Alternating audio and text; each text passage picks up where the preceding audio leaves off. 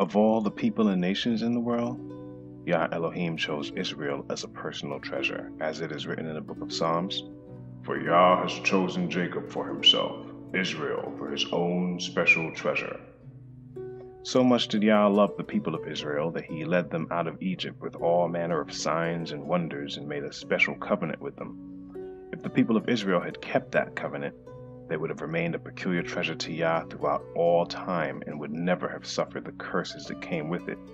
The particulars of that covenant are covered in Exodus chapters 20 to 23, and they include the Ten Commandments as well as other instructions and regulations from Yah. This series will cover the results of Israel's disobedience and the fate of the present-day people of Israel, the Black Hebrew Israelites, who are still scattered throughout the world. This message is solely for them.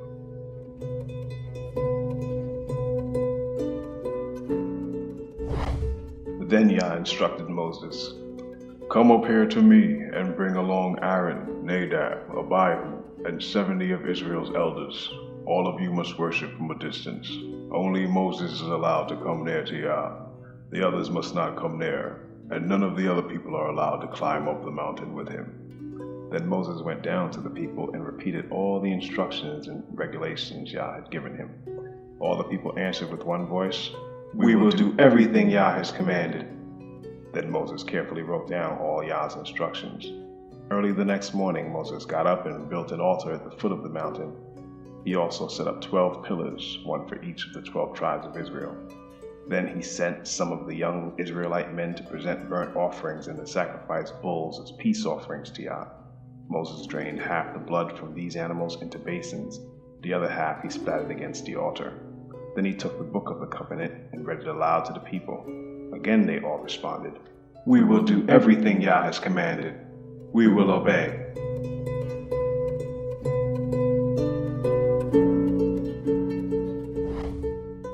After the people of Israel agreed to the covenant and its conditions, Moses reaffirmed the blessings and curses that would come with either their obedience or disobedience to Yah. The full list of these blessings and curses are covered in Deuteronomy chapter 28. It is in this book and chapter that we can clearly see who the people of Israel were, based on the curses their descendants would suffer at the hands of their enemies. "But if you refuse to listen to Yah your Elohim, and do not obey all the commands and decrees I am giving you today, all these curses will come and overwhelm you. Your towns and your fields will be cursed. Your fruit baskets and breadboards will be cursed. Your children and your crops will be cursed. The offspring of your herds and flocks will be cursed. Wherever you go and whatever you do, you will be cursed. Yah himself will send on you curses, confusion, and frustration in everything you do, until at last you are completely destroyed for doing evil and abandoning me. Yah will afflict you with diseases until none of you are left in the land you are about to enter and occupy. Yah will strike you with wasting diseases, fever and inflammation, with scorching heat and drought, and with blight and mildew. These disasters will pursue you until you die. The skies above will be as unyielding as bronze, and the earth beneath will be as hard as iron. Yah will change the rain that falls on your head into powder, and dust will pour down from the sky until you are destroyed. Yah will cause you to be defeated by your enemies. You will attack your enemies from one direction, but you will scatter from them in 7. You will be an object of horror to all the kingdoms of the earth. Your corpses will be food for all the scavenging birds and wild animals, and no one will be there to chase them away. Yah will afflict you with the boils of Egypt, and with tumors, scurvy, and the itch from which you cannot be cured. Yah will strike you with madness, blindness, and panic. You will grope around in broad daylight like a blind person groping in the darkness, but you will not find your way. You will be oppressed and robbed continually, and no one will come to save you. You will be engaged to a woman, but another man will sleep with her. You will build a house, but someone else will live in it. You will plant a vineyard, but you will never enjoy its fruit. Your ox will be butchered before your eyes, but you will not eat a single bite of the meat. Your donkey will be taken from you, never to be returned. Your sheep and goats will be given to your enemies, and no one will be there to help you.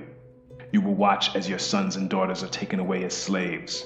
Your heart will break for them, but you won't be able to help them. A foreign nation you have never heard about will eat the crops you work so hard to grow. You will suffer under constant oppression and harsh treatment. You will go mad because of all the tragedy you see around you. Yah will cover your knees and legs with incurable boils. In fact, you will be covered from head to foot. Yah will exile you and your king to a nation unknown to you and your ancestors. There in exile you will worship deities of wood and stone. You will become an object of horror, ridicule, and mockery among all the nations to which Yah sends you. You will plant much, but harvest little, for locusts will eat your crops. You will plant vineyards and care for them, but you will not drink the wine or eat the grapes, for worms will destroy the vines. You will grow olive trees throughout your land, but you will never use the olive oil, for the fruit will drop before it ripens. You will have sons and daughters, but you will lose them, for they will be led away into captivity. Swarms of insects will destroy your trees and crops. The foreigners living among you will become stronger and stronger, while you become weaker and weaker. They will lend money to you, but you will not lend to them. They will be the head, and you will be the tail. If you refuse to listen to Yah your Elohim and to obey the commands and decrees he has given you, all these curses will pursue and overtake you until you are destroyed. The horrors will serve as a sign and warning among you and your descendants forever. If you do not serve Yah your Elohim with joy and enthusiasm for the abundant benefits you have received, you will serve your enemies whom Yah will send against you. You will be left hungry, thirsty, naked, and lacking in everything. Yah will put an iron yoke on your neck, oppressing you harshly until he has destroyed you. Yah will bring a distant nation against you from the end of the earth, and it will swoop down on you like a vulture. It is a nation whose language you do not understand, a fierce and heartless nation that shows no respect for the old and no pity for the young. Its armies will devour your livestock and crops, and you will be destroyed. They will leave you no grain, new wine, olive oil, calves, or lambs, and you will starve to death. They will attack your cities until the fortified walls in your land, the walls you trusted to protect you, are knocked down. They will attack all the towns in the land Yah your Elohim has given you. The siege and terrible distress of the enemy's attack will be so severe that you will eat the flesh of your own sons and daughters whom Yah your Elohim has given you. The most tender-hearted man among you will have no compassion for his own brother, his beloved wife, and his surviving children. He will refuse to share with them the flesh he is devouring, the flesh of one of his own children, because he has nothing else to eat during the siege and terrible distress that your enemy will inflict on all your towns. The most tender and delicate woman among you, so delicate she would not so much as touch the ground with her foot, will be selfish toward her husband she loves and toward her own son or daughter. She will hide from them the afterbirth and the new baby she has born, so that she herself can secretly eat them. She will have nothing else to eat during the siege and terrible distress that your enemy will inflict on all your towns.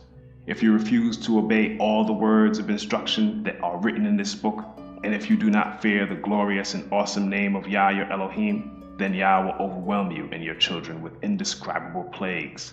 These plagues will be intense and without relief, making you miserable and unbearably sick. He will afflict you with all the diseases of Egypt that you feared so much, and you will have no relief. Yah will afflict you with every sickness and plague there is, even those not mentioned in this book of instruction, until you are destroyed.